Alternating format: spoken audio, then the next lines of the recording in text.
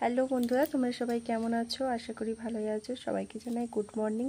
তো আজকে আমি সকলের জন্য একটা ছোট্ট মিনি ব্লগ নিয়ে চলে আসলাম। এখানে বিষাক্ত পোকামাকড়, সকালবেলা ঘুম থেকে উঠেই আমি যেটা দেখলাম সেটা হচ্ছে এই প্রাণীটা, ছোট্ট একটা ক্ষুদ্র মাকড়সা। সেটা কীরকম বিষাক্ত আর কীরকম দেখতে তোমরা সেটা নিজের চোখেই দেখো।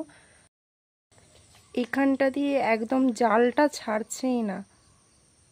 আমি একটা কাঠিতে করে যদিও ধরেছি এটাকে, দেখো এখানটা দিয়ে জালটা ছাড়ছেই না, আর এত শক্তভাবে নিচেটা আঁকড়ে ধরছে।